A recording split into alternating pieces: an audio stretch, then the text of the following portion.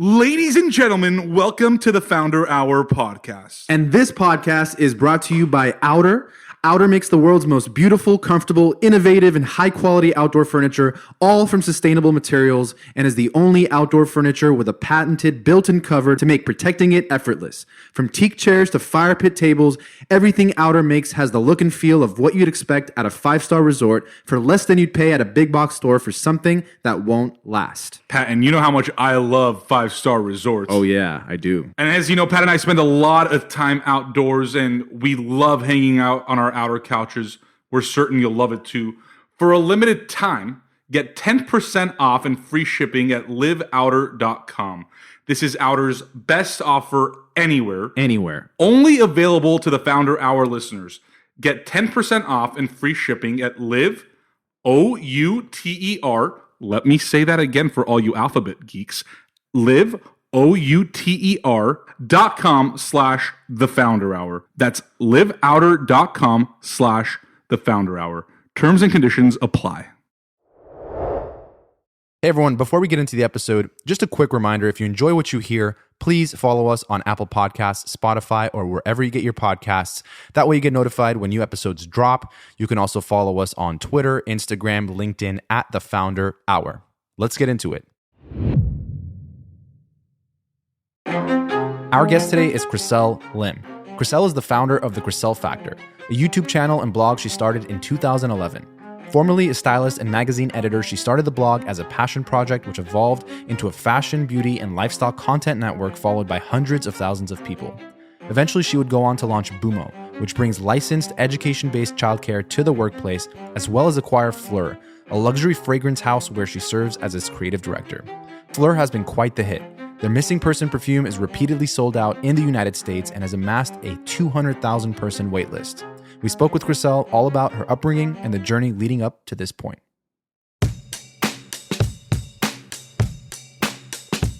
I was born in Fort Worth, Texas. A lot of people are surprised by that fact because I think everyone just assumes that I've been in California my whole life. Yeah. But I was born in Fort Worth, Texas. My parents went to college there, and then right after moved to California. So majority of my childhood was in the Bay Area in a small town called Danville. I was probably 1 out of 5 Asians at the time. So, I could get into this a little bit later, but there were definitely a little bit of a identity crisis struggle growing up in an all Caucasian neighborhood. But then what happened was I ended up moving to Korea, and I was really excited about that at a young age because I was like, yes, I get to be with my people. But once I got to Korea, I was Korean American. So I never felt even more foreign in my life in my own motherland. And your parents were born in Korea and moved here for college? Yep. So they were born in Korea, and that's the first language. And so I went to an American school there, lived there for about 4 years, and then moved back to California. And then once I graduated from high school, I moved to LA and just kind of stuck around in LA and built my entire life here. So What did your parents do in the States? My dad has always been an engineer, and he's always been kind of an IT. My mom wanted to get into fashion, but when she had my sister and I, she kind of gave up that passion and became a full-time stay-at-home mom. So I think she kind of vicariously lives through my sister and I because we're both in fashion. Is fashion something that was discussed a lot in the home when you were growing up from your mom? Well, at the time, there was no social media. There was no ways on the internet to look up how to have a career in fashion. Sure. So I don't think she even magazines. Yeah, and there was really no access at the time, so I don't think she even thought that could be a career. But she would always be making clothes for my sister and I. So she would go to Joanne Fabric store and get patterns and create these really silly matching outfits for my sister and I. So that was kind of her outlet of creativity. So that was, I guess, my first exposure in fashion was just seeing my mom literally sitting in front of the sewing machine all night, just sewing matching clothes for my sister and I. And did she consider that fashion herself in terms of a craft that maybe wasn't very common, or was it just something that she just growing up learned from maybe her mother or her grandmother, and it was a thing that like a lot of women growing up learned, or not really? I think so. I think, she just saw her mother probably do the same thing. So I don't think she ever associated with like, oh, this is gonna be something that I pursue, but something that she just loved to do, like since she had a lot of time at home. Mm. So yeah, I mean, so that was kind of my early days. And then once I moved to LA, I realized that there was a whole lot of me, which Asian American kids living in LA. So that was really exciting for me because I've never been exposed to people that looked like me, yet alone that were in entertainment, that were in fashion. And so it gave me this kind of energy that I never had of just being able to dream and being able to see myself in the future. And so that's when I really started pursuing. Was there anyone, I guess, as far back as you can remember, that maybe like you looked up to or were inspired by?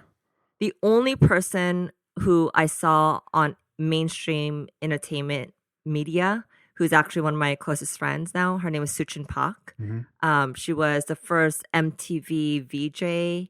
And I don't know if you guys remember TRL with Carson Daly. So it was her and Carson Daly. I saw a clip of that on TikTok today. Yeah. Oh, really? Yeah. Oh, they must have known that I was coming probably to the studio. So yeah, so it was Suchin, and that was really it. And also Lisa Ling, who's also a dear friend of mine. Yep. But she was more on the news side, more so on I guess a broadcasting side. So those are probably the only two Asian role models that I had, but I didn't even know them at the time. Yeah. Real quick, you mentioned Joanne Fabrics. I always wonder how they're still around. Do you have any insight as to how that's possible? I actually just went into a Joanne's fabric. Joanne's, yeah, I don't even know what it's called. Fabric. Joanne or Joanne's, yeah. Something. I still like that. see it on my drive home every day. It's right there. And I'm just like, I don't know why it's still around. I mean, it's pretty run down. Yeah, big time. I guess there's still a consumer for that. Yeah. Kind of like the last minute. It's like a J.C. Penney's, I feel like. Yeah. Exactly It's what it always is. next to a J.C. Might even be the Penney's. same company owned. I'll tell you who's not going to sponsor us, and it's going to be. It's not going to be. Joanne. I'm sorry, JC Penney's sorry, or JC Penney Joanne and Joanne. Fabrics. It's done. That's It's done. a really great podcast. Maybe You we'll should get Macy's. sponsor it. We'll get Macy's. Yeah, we'll get Nordstrom. So, when did you guys move to LA?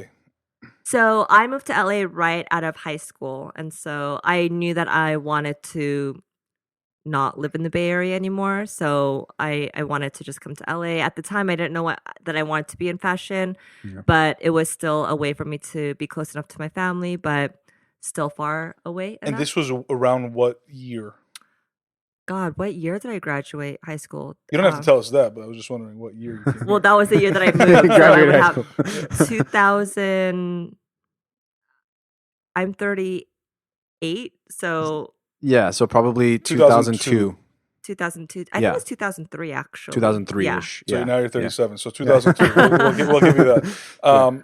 Yeah. What was kind of the scene? I mean, we obviously have been born and raised in LA, me and Pat, but what was the scene like in the fashion space in 2002? Because, I mean, social media was, I mean, MySpace was around. I think, what else was around? Tumblr was around. There was something called AsianAvenue.com, Okay. which was like a MySpace for all the Asians. Okay.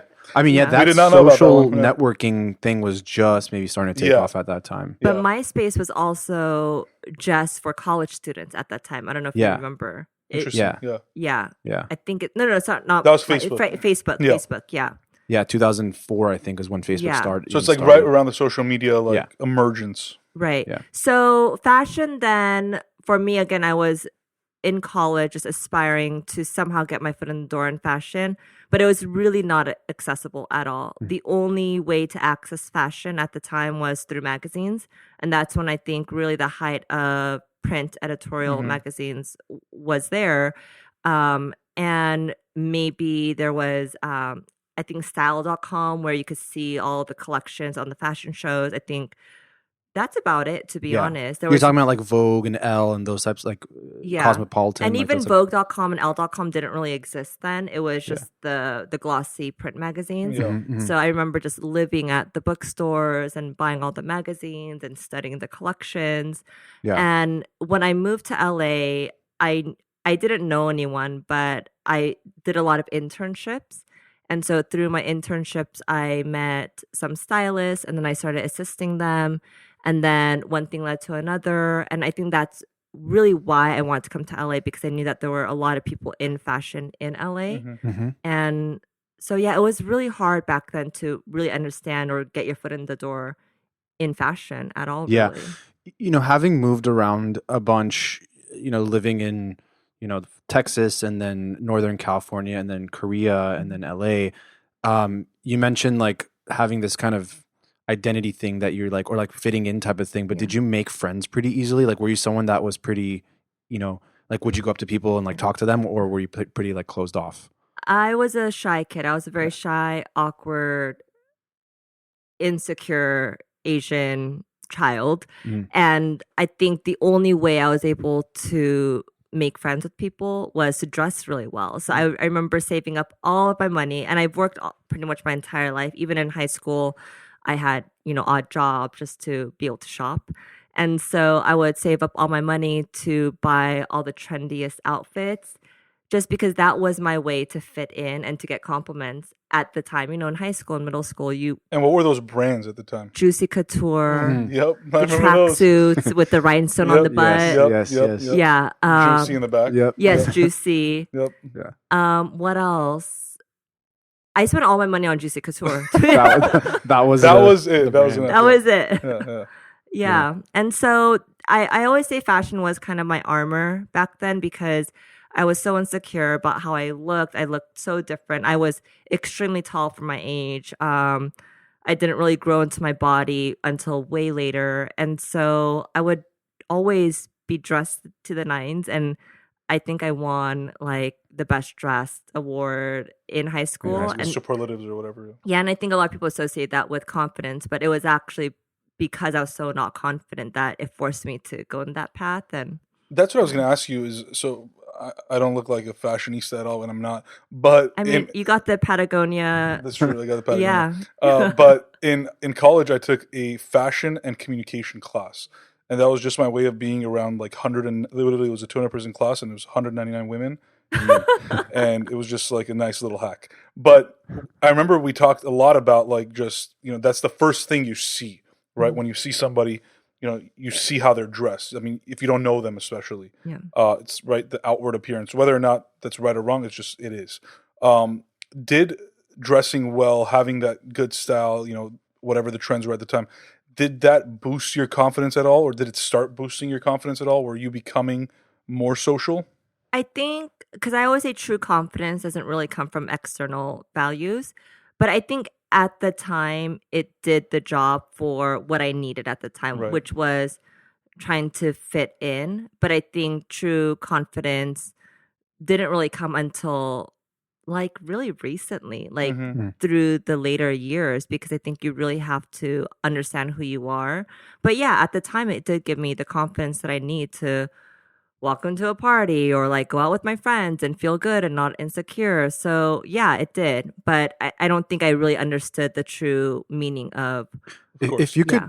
I mean, if you could go back to yourself at that time, like, what would you say to yourself that you know now? Can I cuss on this? Yes. Oh, please, yeah. To not give a fuck about what anyone thinks. Yeah. Because I cared so much about how other people viewed me, and I want to look like my peers. All my peers had blonde hair, blue eyes. I would like wear contact lens to have eyes that looked like theirs. Wore makeup to make my eyes look bigger like theirs. But yeah, it to honestly not really care about what other people thought, and just But obviously, I could say that now in hindsight. And it's just to piggyback off of Pat's question.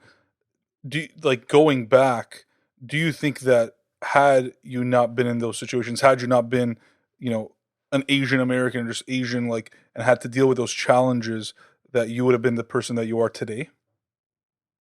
No, I mean, Obviously, it's hard to know, but like, yeah. with just kind of given the challenges and struggles that you talk about going through. Like, I guess, like, yeah, how much did that play a role Yeah. in this, like, fire maybe inside of you of, like, wanting to become successful? I think a really big part. Yeah. I think, first of all, I'm an Aries, which means I have a lot of fire within me. Don't And ask us what month that is. I definitely don't know, Pat. I think I'm an earth sign. I'm Taurus. I don't know. good Yep. sign. I like Tauruses. Okay, I cool. won't tell you mine. Gemini. Gemini. It's tougher. Yeah, It's tougher. I don't know. It's tougher. So I think because I had that fire always within me, and I always knew that I wanted to become better and more confident, there was something to always work on. So I think it kind of put the fire in me that and this is again my personality, but I always wanted to better myself. So I'm always like, I need to be the best dressed. I need to be the best at this. So I'm always competing with myself. So I think always feeling not included and always feeling like the outcast of the group was good for me. I mean, at the time, it didn't feel like that, but I Yeah. think it was good for me. But what advice would you give to somebody today who's listening, who's, who admires you and your work, who's surely listening to this podcast and is saying this to themselves, whether they're in high school, college, or beyond? Hey, I'm a little bit of an outcast. I'm a little bit, I'm not the most social person, Yeah. but I am true to myself. What should that person do? Or like, how should they think about themselves? Yeah, I mean, I think for me, because I was so introverted at the time, and I still kind of identify as a mixture of introvert and extrovert. But Omnivert. Ambivert. is that what it's called? Yeah, You learned it we recently. both Ah. took this like personality test that long story, but I think we're both omniverts. Is that right? Yeah. Yeah. Okay, I think I fit Yeah. right there with you Yeah, I guys. think a lot of Welcome to the people. club. Yeah. I think a lot of omniverts and introverts are truly just the most creative people, I agree. but they're also a little awkward. Yeah. Like, just because that's how we channel our creativity. Mhm. And when you're young, you think that's weird. You think that there's something wrong with you because you don't want to go out and socialize. and Right. It's like party these with two your peers. conflicting parts of you sometimes, Yeah. and it's like, where's this coming from? Yeah, exactly. Yeah. And so I would say for anyone that's struggling with like fitting in, or anyone that's listening that feels like they don't belong, I think really that's a gift, because you're able to really figure out who you are, spend a lot of alone time. And that's when I actually got the most creative. That's when I discovered that I loved fashion, that I needed to stay in my creative lane. And so I think it's a gift to be a loner sometimes, to be It's interesting honest. that you say that, because I think that is like the catalyst for maybe it's like that self-awareness that causes you to start like seeking Mhm. what it is that will like will make you like a little bit more happier or satisfied or whatever, versus being like content and thinking that like wherever you are is like the best place to be, and not there's nothing bigger out there for you. Yeah. So in a way, it's like if that didn't happen, that feeling, it might not even cause you to like want to explore. Yeah, I think that's the key thing is, I think always appreciating what you have, but also not taking it for granted. So not being content is always how I describe my life. Not that I'm not gracious and thankful for everything that I built and that I have today, but I'm always trying to strive for more and try to strive for better. And I think that's the key, is you're always just trying to push yourself. Yeah. You talked about, or you just mentioned, finding that love for fashion. Was there a moment in time specifically, or was it just kind of a build up? And talk us through when that happened. Yeah. So when I graduated, I again High school? Yeah, high school. When I graduated high school, I didn't know. I knew I loved fashion, but I didn't understand how I was able to make it into a career. So my cousin went to Cal Poly Pomona, and he was doing accounting. And my mom was like, "That sounds like a good gig. It has to deal with money. So since you don't know what to do, why don't you just go there?" So I ended up going there and studying accounting, realized that I was actually not very good with numbers. And so there was a small, tiny program called, I think it was an agricultural program, which had to do with textiles and fabrics. And that was their small fashion program. So I signed up for that. And I actually was very fascinated and interested by it. When I realized that I'm not supposed to do accounting and more so fashion, I dropped out of Cal Poly and then went on to FITM, the Fashion Institute. Yep. And that's where it began from, because that's where I started interning for a lot of PR companies, different stylists, and just really learning the road. I didn't really understand what I wanted to do in fashion. And so I just had pretty much every job you could think of in fashion. And then it was when I became the assistant for a woman named Tanya Gill. She was a stylist of a lot of the big celebrities at the time. And that's when I really fell in love with styling. So I started styling and became the style editor for a local magazine called Gen Lux magazine. And then that was the start of the digital boom, like the very beginning, YouTube, blogs. And at the time, my ex's best friend, his ex was one of the so my ex-husband had a best friend, and the girl that he was dating at the time, Yep. her name is Michelle Phan, who is OG. She was like one of the first the YouTuber. first beauty Well, I remember guru. her. Mhm. Yeah. Yeah. And he was dating her at the time. Mm-hmm. And I was like, what do you do? She was like, oh, I'm in makeup. I'm like, oh, what counter do you work at? Because at the time, Yeah. you Yeah, associate yeah. makeup artists with Which Nordstrom do you work with at? Nordstrom or Macy's. Or JCPenney. Or Or JC. Or, yeah. Yeah. Trying to buy them back, trying to bring them back to our side. Yeah. And she was like, oh, no, I create makeup tutorials on YouTube. And I was like, what? What is that?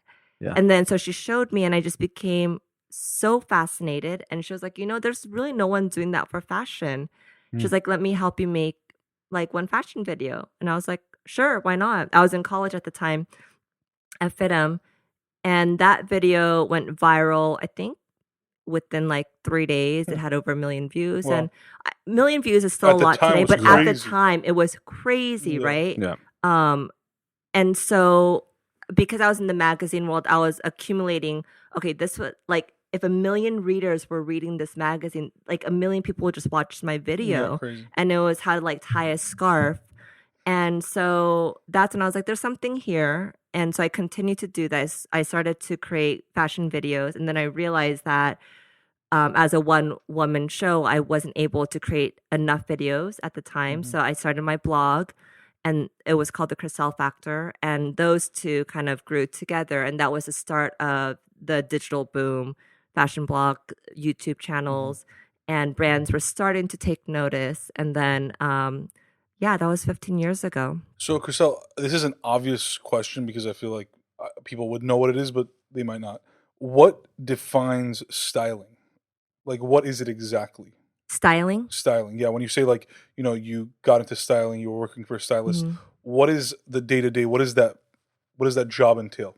So there's different types of stylists, but so there's celebrity styling, which is obviously, a celebrity has a red carpet event, the Golden Globes, and then you're pretty much the liaison of you're the creative director of architecting an image for a celebrity, or Like what they wear, their look. of what they wear, but you're also the liaison between the celebrity and the brand that you're putting on them. So Okay. brand relationship is a huge part of styling. Got it. Also, for me, I didn't really do too much celebrity styling. I did more editorial styling because I was with the magazine. So, let's say that it's the December issue. You want to create really fun, festive looks. So you creative direct kind of what that storyline is going to be. And then you pick out the brand. Some of them are sponsors. Some of them you just have a relationship with. And then so you're going back and forth with the brands. So a lot of your job, or I know not now, but like in that position, is you're trying to connect with and create relationships with brands and their representatives. Yeah. At the same time, obviously, see what look works best in that given, moment or for that given shoot or whatever it is. Yeah, Got it, exactly. There's a couple things in that entire kind of bit or story that you just told that I want to kind of touch on. The first is being able to like pivot quickly when, like, for example, you're in this accounting program and, a lot of people might just write it out and go take a job in accounting and just be miserable and like not have enough, I don't know what it is, courage or something to say like, actually, I'm not good at this and that's okay. And it's like maybe a hit to your ego of like, I thought I wanted to do this. I thought this, this is a lucrative career. I'll make money, but something inside of me doesn't feel right. And I'm not like a quitter or someone who's like, gives up easy, but it sometimes it's like important to make a quick pivot or change into something that is better for you. And so the fact that kind of you're able to do that, I think is really important. And then that's also tied to, when you met Michelle, like you kind of jumped on this opportunity pretty quickly and didn't like sit and say like, oh, that's cool, but like, I have other things I want to do. Like you saw something was happening there and there's like, you were kind of going towards the action as opposed to like away from it. Because that malleability of sometimes in your head, you have this vision of where you think you're going and you miss things along the way and you don't take those pivots. So just something I wanted to touch on. I mean, I don't know if that's something you've ever thought about. Yeah, I always use two words that are so important to me for me, my team and myself when we're working on things and we're talking about the business and the future, but it's pivoting and evolving. And if you're not doing either one of those two, you're going to eventually, we always say evolve or die. Yeah. And I think that's really kind of the the sh- the topic that I always talk about, because whether it be Instagram or TikTok or like Boomo, I have a childcare company called Boomo, and then the pandemic happened, and then we became an online company for teaching kids, and then now we have these centers, and then it was all pivoting, right? And you have nothing is guaranteed, right? Nothing in life, any business that you start, relationship, nothing is guaranteed, right? So you have to be ready to pivot. And I think pivoting is good because along the way you're growing yourself and you're getting better at it. But yeah, I mean, for me, people are like, I hate all these new platforms that are coming out. For me, I'm like, I love it because it allows me to evolve and try something new. Yeah. Like you're used to creating, like, let's say YouTube videos, and you have to maybe get out of your comfort zone to like create a TikTok video. But if you don't evolve, like you said, you die. And also, I think people try to hold on to things too tightly and for too long. I think you have to have a strong awareness to understand when it's okay to let things go. And for me, I started off with YouTube. I haven't done YouTube in so long. Same thing with my blog. When TikTok happened, I jumped on it. We kind of blew up on it during the pandemic. And so I think not being so attached to anything. And being really kind of, I always say, don't get too high on the highs and don't get too low on the lows, because you just have to be cruising in the middle.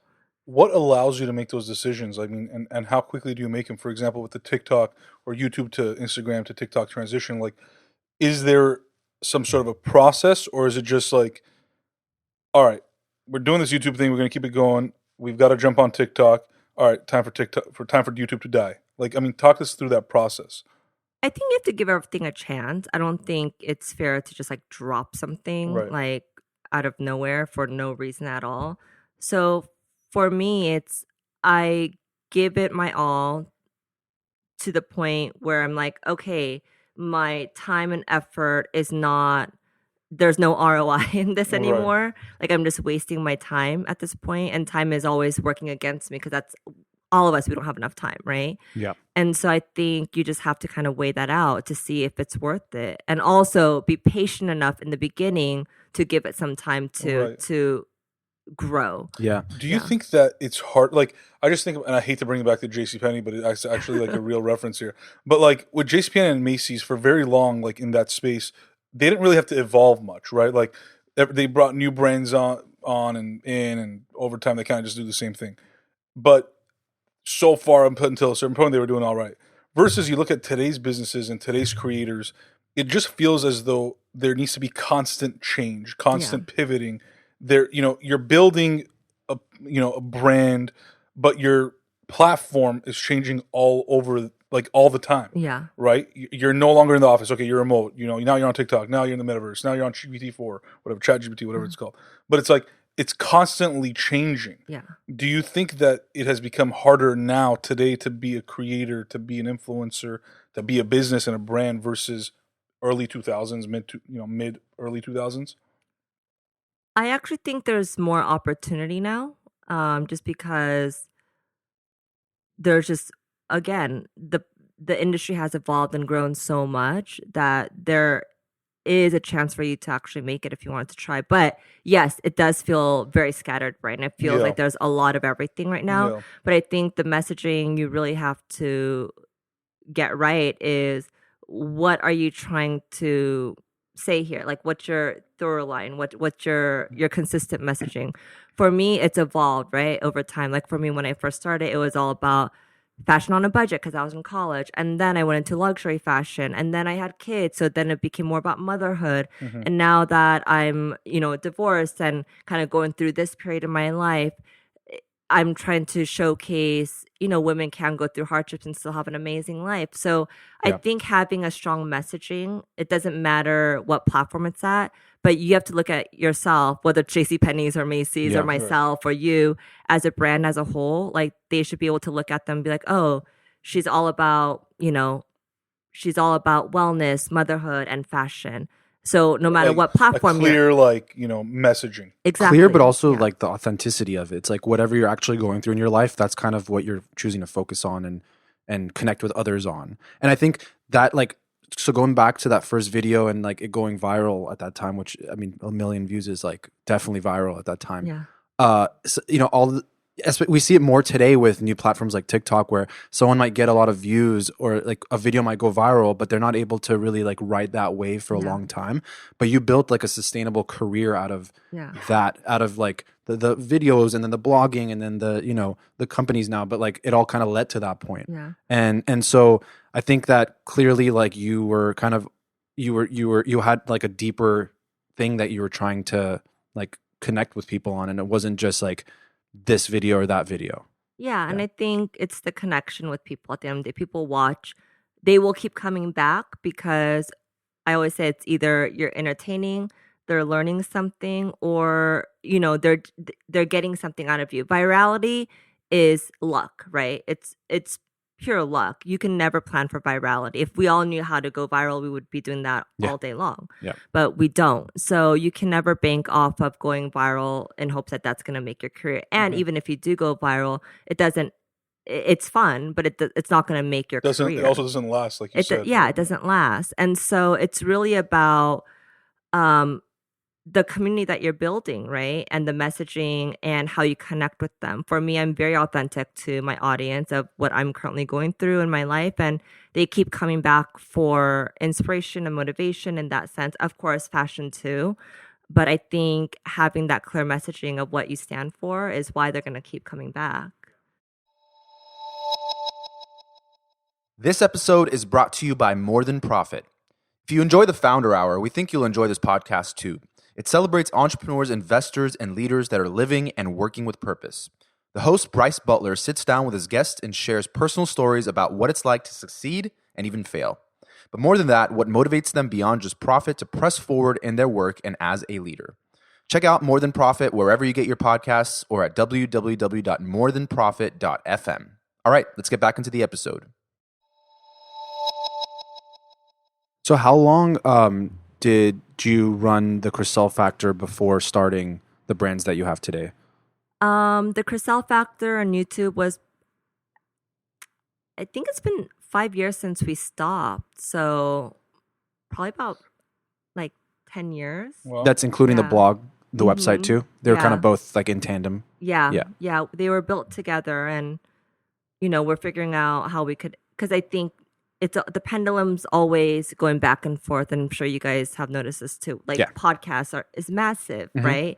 But I think people are craving for like different formats that are not quick and short anymore. They're looking for meat on the bones when they listen to something, because you could scroll through TikTok for an hour and not remember a single thing after you scrolled, right? Yeah. And so I think the long form content is It's like there's a time and place for both, and everyone's just trying to figure out what that is and when that is. Yeah, and what that's exactly. for. Like certain videos and certain pieces of content, you just want a quick thing, and then some things, like there's like really short podcasts, which are great too. Like sometimes I'm running, I'm like, I want a shorter podcast, but then the long form stuff is good if you have like some time and you really want to like dive deep into somebody or a story or something. Yeah, exactly.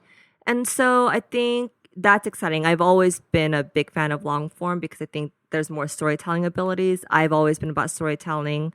That's how all my brands, all my companies have really been built. So I started Boomo, which was kind of the very first business outside of fashion that I started. It was essentially bringing childcare to the workplace, because when I had my first child 8 years ago, I was really frustrated by the fact that I felt like I had no options as a working mother. Like either I had to put her in daycare or I had to completely be a stay-at-home mom. There was like no in between. So I had this concept and this idea actually that I discovered in Korea and experienced in Korea and want to bring back here, which was integrating work and family life together. And then the pandemic happened. So we got an amazing space at Century City Shopping Center. We're right next to Nordstrom. And it was ready to launch in 2020. And of course, we all know what happened. And so then we quickly pivoted to become an online education company because we raised all this money and we're like, crap. Wait, what was it before? Like you said you started 8 years ago? Oh, no, you had your first kid 8 years ago. 8 years ago. And And then the you idea started, came 8 years ago. got it. And then you actually started it right before the pandemic. Well, we've been working on it for a while Yeah. and it was supposed to launch Got it. in 2020, but Yeah. then the pandemic happened. And so we got pushed back. We did our fundraising, but we're like, we can't go out of business right now because we haven't even opened it. So we quickly pivoted to an online education. My co-founder, she is in education. So, she was able to pull that off seamlessly. And so it became one of the most popular one through or K through 8 years old online platform for kids to learn different languages during the pandemic, which is so wild because that was not part of the plan. Is it supposed to be kind of like a complementary to like their current like education, or is it supposed to be like their full-time Well, at education? the time, parents were stuck at home with their kids, so it's really to get their kids off of the screen, but be on the screen in a more educational way and also to learn something. And so we were running that for about almost 2 years. And then obviously when the world kind of opened up again, we opened up our location at Westfield. But what we realized is that, and the center is a beautiful center. One side is like a joint workspace so parents can work out of there. And then the other side is full on childcare. So it's not like the child can go into the workspace. It's still separate. Pretty separated, yeah. Together, but separate. But what we realized, this one location is great. We have a 4-year wait list. Like you can't get onto the wait list because it's just the space is too small at this point and it's already maxed out.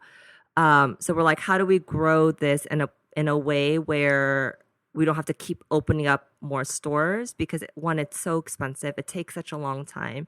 And so then we're like, well, Uber, you could order food, you could call a car, you could even find a dog walker. How come there's no apps where you could open it up and find reliable help for your kids? And so what we started to do was talk to all these daycares and all these centers around us, hundreds of them, that all had empty spaces. So there's always like a few children that don't come to school because they're sick or they're just not able to make it. And so now what they can do is through the Boomo app, they could actually show how many spaces are available in their city. And if you're like, oh, I'm going on vacation to, let's say, or a work trip to New York, and I don't have my nanny with me, where can I find a Boomo that has space for me? You open up the app and then you can see where you could get help and actually drop off your kids. Nice. And so it's turned into that, but that's just an example of how we pivoted so far from the original concept of what Boomo was. I'm still very involved, but my co-founder kind of runs that show because that is education and childcare is her jam, her bread and butter. Yeah. And so that's Boomo. Phlur is my other business where I spend most of my time. It's a modern fine fragrance company that we actually acquired not too long ago, and we relaunched it. It was an existing brand. Oh, interesting. So you talk to us about that process? Yeah. So like when was it founded originally? It was actually founded about 10 years ago. Got it. And it was a beautiful brand. They marketed it as like a super clean, holistic brand. The packaging was all white, very, very simple. My business partner, Ben, he's kind of a legend in the beauty industry. He was ready to acquire the brand because he loved the brand. Yeah. And then he called me up and he was like, hey, I know you're going through a divorce, but I want to acquire this with you. And I was like, you're crazy. I don't know if I can do this right now. I'm just going through a huge life transition in my life. And I'm not even a fragrance girl. Like I never considered myself as a fragrance girl. I always considered myself as a fashion girl. And what did that entail, purchasing the brand? Like obviously the brand rights and everything. Were there like manufacturing and operations and that kind of stuff as well? Yeah, I mean, Proprietary like blends and things. yeah, so we did keep a few of the blends. We kept three of the most popular blends, which are Hanami, Sundara, and Amaline, because, we also want to respect what they built, and it was a really beautiful brand. And they also created a very niche, like, following that just loved Phlur so much. So we What wanted to was the respect following, them. or like who was the following? Someone who really lived like a very clean, holistic life, because that was their push of who the Phlur audience was, which, they were actually one of the very first to integrate on the packaging all the ingredients that went into the fragrance, which is unheard of in the fragrance industry. So that was already very forward. Yeah. And so I think they got initially their following from that experience, or from that. And so when we took it over, we want to obviously pay respect to the brand because it is a beautiful brand, but we also want to make it youthful. We also wanted to make sure that Gen Z, like everyone loved it, and the price points were really good. So we came in and pretty much redid everything on the marketing front, manufacturing, and all of that. With some of the existing scents we kept, but we also developed a lot of new ones as well. Yeah. And so that was a really wonderful experience as I was learning as I was. I always learning. found like the fragrance, I guess, industry like really interesting because you have all these like, I mean, you have the big name brands that everyone knows that are like in the department stores, and then you have like these like all these other brands that I don't want to say they're competing because it's like there's like a different customer for each one, but there's like sense of loyalty that like once you like a certain fragrance or like a certain product, you like just keep wanting it, right? Like, Yeah. and is that what you've experienced or? Well, I think that was kind of the existing fragrance idea of how people shop for fragrance. But I think Phlur, when we came in, we completely disrupted that model. Yeah. Now the new consumer, they want not just a closet full of clothes, they have their own fragrance closet now. And dependent on their mood and how they're feeling that day, they'll grab a certain fragrance to top off their mood or top off their outfit. So yes, I do agree that I think even my generation, we're so used to having our signature scent, right? But I think kind of the new generation, they don't really have a signature scent anymore. They really have multiple fragrances dependent on how they want to feel that day. Yeah. What do you think is like the reason though that some fragrances, like I think it's Chanel number 5, it's been around for a long time. Yeah, I mean, there's always going to be the big brands, right? But like for some reason, it's still like a very popular perfume. Well, I think it's a legacy, right? And you can never deny that. You can never deny, something that has been built that has such a long history, that has a long, long history. So I think there are iconic brands and certain scents and fragrances that people just want to have even on their vanity because it defines kind of the industry, right? But I think now it's changed quite a bit. You see a lot more indie fragrance brands, even indie beauty brands that are really coming up and disrupting the market. Also, I think how people consume content and discover brands have changed a lot since social media. I think before it was the big dogs, the top guys, the executives, the big brands telling us what is going to be the next it thing. That's no longer the case. Yeah. It's the people. It's consumers. TikTok. It's the consumers that Not to are mention like, the distribution, because before you had to like get into like these big box stores and stuff, right? Like there wasn't as much of a direct to consumer thing when it came to like fragrances or makeup and things, fashion even. Yeah. But now with like social media, there kind of is, and like e-commerce and all that kind of stuff. It's changed a lot. Chriselle, I'm curious. Like, I know both of us, Pat and I, we enjoy our fragrances, but how does the Gen Z and what's the new one? Alpha? Is that their Alpha? I think so, right? Alpha, yeah. Yeah. I never knew that one. But like, anyways, the sub 25-year-olds, sub 20-year-olds, are they actually wearing fragrances? Like, talk to us about like who the consumers are today. Is it growing? Is it declining? I'm just curious about the entire industry in general. I think it's growing massively. Interesting. Yeah. I think it was actually more so my generation. I'm in my almost 40s, late 30s, that kind of associated fragrance with my parents or Yep. the older generation.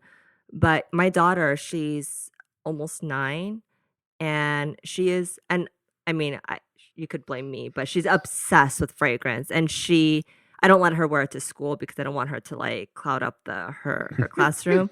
But she has like her little desk with her different scents, and she's like, "This is Ameline. It makes me feel pretty. This is what I wear on vacation when I go to Hawaii." And so they already have that association of I want to smell a certain way to feel a certain way. And I think again, it's just changing through social media of how people are really discovering products, and just the consumer has changed. Yeah, it's very interesting. I remember, like, growing up, my grandpa used to wear like Dracar Noir, and like but that was like the signature. Like, Yeah. you walked in, you're like, that's what I'm gonna smell. Yeah. And if you didn't, like, something was wrong.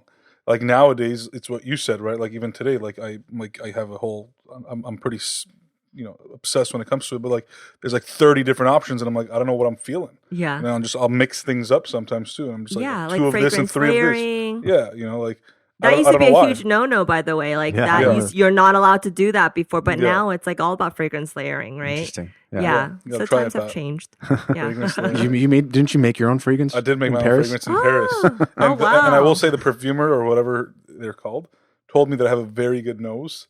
I was like, yes, I'm Armenian. Look how big it is. But like beyond that, like, because what happened, this is such a tangent, but like she was like, figure out something that you want to be doing right now. And I was like, I want to be having like drinks in Mexico. And so I created like a pineapple coconut with like Nice. Christmas in Mexico during Christmas. Oh, Very okay. specific. So then a it little kind of- musky. Exactly. That's Yeah. Cinnamon, and like it was interesting just knowing, like, the citrus kind of evaporates first, right? And then Yeah. like the different oils. Like I didn't know about this like science Like to the it. top, Yeah, the heart, the base. Exactly. Yeah. So it was very interesting, the whole process. That's why I was curious as to what the audience is now, because like I know our friends and whatnot wear it in the Armenian or Middle Eastern culture, but I don't really know how others perceive fragrance. Yeah, and also, going back to kind of how people associated fragrance before, when we relaunched Phlur, we relaunched it with a scent called Missing Person, which was a brand new scent that no one's ever smelled before. We weren't at any Sephora's yet or any counters, so you couldn't actually go to a counter and smell it. And so my business partner and I were like, we don't know if this is actually going to work. Like, can we actually sell a fragrance that no one can smell, but just read about and want to buy it? And so, again, because I'm all about storytelling, the whole concept about Missing Person was, and because I was going through my divorce, it was all about missing something, right? So it doesn't have to be a somebody, but it could be a time in your life or a void. Like for me, the biggest thing that I felt was after being with somebody for so long, waking up to an empty bed, I felt like so weird waking up, right? And so I wanted to bottle something up where once I sprayed it, it like warmed me up. I wouldn't feel lonely. It felt like skin. And so the base of it is skin musk. So one of the reasons why Missing Person went so viral on TikTok, it had a 200,000 person wait list. By the way, this is the That's scent that crazy. no one's ever smelled before. Yeah. Was because everyone longs for something, right, in their Yeah. life. Everyone misses something, whether it's a moment in time, whether it's a certain person. Yep. And so what started happening was people would purchase it and they would spray Missing Person, and then they would start crying and be like, oh my God, this reminds me of my dog that just passed away, or my mom who doesn't live with me anymore, or my ex-boyfriend, or whatever it was. And it allowed people to talk about something in their life that was important to them. And so it became more than a scent. It became almost therapy for people to allow them to feel. And so if you go onto TikTok and you search Phlur Missing Person, there's thousands and thousands and thousands of people just crying Wow. And I that's don't even how know it if went I have viral. to type it. I think I just heard it. So Interesting. No, I don't know. I'm just, Oh yeah, you're gonna get I'm ads. sure it'll come up. Right after. It's interesting. Yeah, you bring up an interesting point about like having like not being able to smell. Like I feel like the fragrance industry was like the one of the original like experiential retail things where you have to walk into like a boutique or like a Nordstrom or Or it's something in like a magazine ad. or that. Yeah, I mean Flip that thing. that Oh, and or then like little smell it. samples Yeah. and Yeah. Smells like tape. Do you think that that'll ever change? I mean, do you see that? Because so many things have moved obviously online and people don't even care to go to the store for it anymore. But I mean, I think it's changed already. Yeah. I think because of social, people are now trusting not just influencers, but also just the people, like community, like everyday people that are posting authentic reviews. Yep. And by the way, this is a different conversation, but I think influencers also, the impact that they have also changed as well, because a lot of times things are sponsored, and so people kind of question that. But now it's the real people that are buying Phlur, that are buying these products and just doing these reviews that people are seeing. Yep. And those are the people that they trust, right? And so they're like, oh, I don't need to go in and smell it. This person that I follow seems really in love with this fragrance, and she seems so excited about it. I'm just going to order it. Yeah. And so, yeah, it's already changed a lot. The amount of times that I bought a makeup product because I saw some like 16-year-old girl on TikTok try it, like about like, you know, like Yeah. that doesn't happen usually, but it's changed now. So, Chriselle, I'm just curious because, like, it's one of those products, just fragrance in general, where you're not buying it every, like, at least I'm not buying it every, like, 2 months, right? You buy it, you use it for several months, maybe even a year. I know their shelf lives are not supposed to be that long. But how does it look like from the business end, like, to have those recurring customers? Or how do you keep them loyal to the brand when they're not constantly purchasing stuff from you? So our most popular product are our travel size, which has enough juice, but not enough. Yeah. Yeah. Especially if you like it. Yeah. And so people tend to buy the travel size Got it. first to make sure that they like it. And then they'll commit to usually the larger size, the full size bottle. But then also how we do our drops is quite often. We drop, I mean, the first year we dropped the fragrance almost every month. Now we've slowed down a little Like bit. a different one. Mm-hmm. Oh wow. So I think this year we've already launched 2, and then we're launching 3 more this year. And so you have to keep the customer engaged. Right. And you can never think that just because they have one, that's it for them. You always have to innovate. You always have to come out with new things. Is You that always pretty have- common though? I feel like a lot of the fragrance houses are not coming out with that many on a year. Are they? Like you're kind of like constantly like innovating, I guess, or like Yeah. iterating. But we're also an indie brand, right? Yeah. We don't have the luxury of being like Oh yeah, like sticking with like sticking one or with two. one. Yeah. Although Missing Person arguably is probably the hottest fragrance on the internet right now. Yep. So we could probably just build a business out of just from Missing Person. But that's what the model most people do is they take one Mhm. and they kind of write that out. But they could do that because they already have a brand. Yeah, Right. makes Everyone sense. already knows them.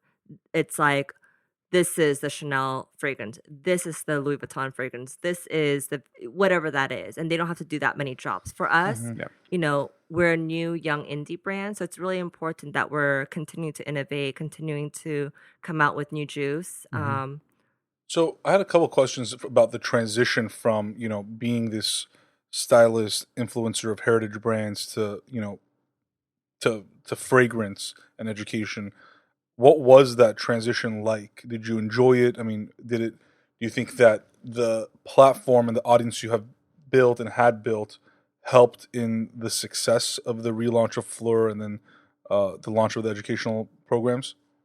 Yeah, I mean, I have to say I had a lot of imposter syndrome, especially when I was building out Boomo on the childcare side, because how I build businesses is when I feel like there's a need for it. Like I find a problem and I want to create a solution for it. That's how Boomo came about. But I didn't know anything about childcare. Right. So I went through a long time feeling like, who am I to build a childcare company? But obviously, for me, it was important for me to have a partner that was an educator, but also an expert in that field. And yeah, even for Phlur, I had that too. I'm not a, I'm not a nose. I'm not someone who's a fragrance master. I'm a girl who's in fashion. I'm a creator. I at the heart of it, I am a creator. That's who I am. And so I went through that, but what I realized is that sometimes that's the best thing you can do is you're coming in with fresh new eyes. Yep. You're doing things differently. You know, if I came from a fragrance background, maybe I would want to stick to a certain way of how most people do it, but because I didn't have that background, it's almost like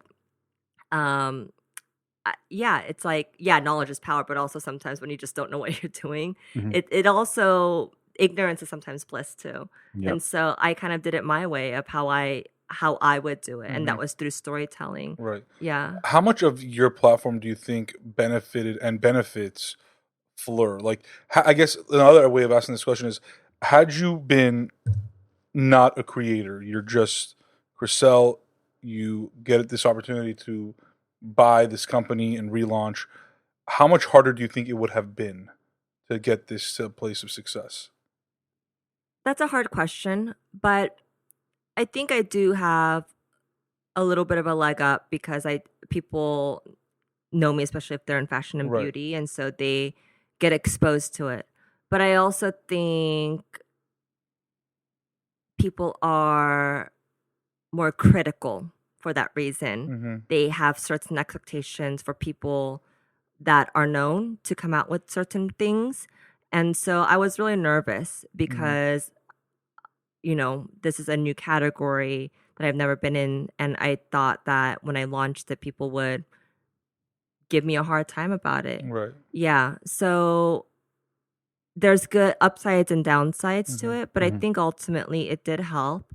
But I always say, and my business partner believes this, influencer and celebrity brands, there's a ton of them. Yeah. They're everywhere, right? So the brands have to grow beyond the person. It has to grow beyond the actual influencer or celebrity for it to last, right? Because if you tie it too closely to the talent, once the talent is not relevant anymore, the brand won't be relevant anymore. And so for me, it was really important that it wasn't the Chriselle show. It wasn't about me. It was about the product, right? Of course, the people that follow me, they will naturally discover Phlur through me. But I also wanted to make sure that there was a lot of people that discovered Phlur because of Phlur, not because of me. Yeah. And I think we've successfully have done that with Missing Person. The amount of times that I get people coming up to me being like, I had no idea that you were the owner of Phlur. Like, I had no clue. Yeah. And that makes me feel really, really good because that means that the brand is holding its own weight. And it's a good product. Looking ahead, you know, for not just Phlur but yourself, like what would you say like the foreseeable future? Like are there other things outside of Phlur too that you hope to do? Yeah, I mean, I would love Phlur to be a household name. I would want everyone to know what Phlur is. Probably not. I mean, hopefully not in 10 years, maybe in 5 years. Yeah. So really scaling Phlur and getting it to a place where the whole globe knows about Phlur. I think that's my main focus. But also for me as a person, you know, I've gone through a lot of transitions these past few years, and I feel very strongly about educating the next generation of making better choices. So now I'm really working on kind of my narrative as a content creator of, you know, things that I didn't learn, such as what a business deal should look like, prenups, all of that. Like, these are things that my parents never taught me, that majority of our parents never taught, especially as women. So I think continuing to grow Phlur, and then also continuing to just inspire and just educate the next generation of girls and women through my platforms. I know I'm about to ask you like a general question, but fashion was and is kind of the basis of how you began your career and still obviously are very much into fashion. where do you see the state of fashion today in general?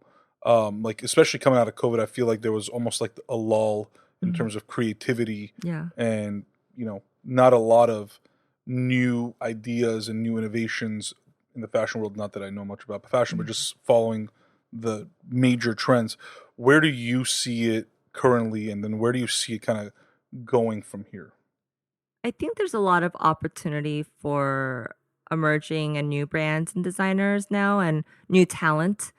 I think what COVID has kind of expedited for a lot of us is just creativity and spotlighting the underdogs, really. And I think it's going to be, hopefully it'll be more about that, is being able to not just put our money into the pockets of the big mega brands, even though they're always going to be around, but more opportunity for new talent, young designers, creatives, and hopefully we could all support that. Yeah. Well, this has been awesome chatting with you and, learning about your story and like sort of all this wisdom that you've accumulated, throughout your journey. And we appreciate you joining us. Thank you guys for having Thanks, me. I'm Chriselle. also a really big fan of your podcast, so We love to hear an that. honor.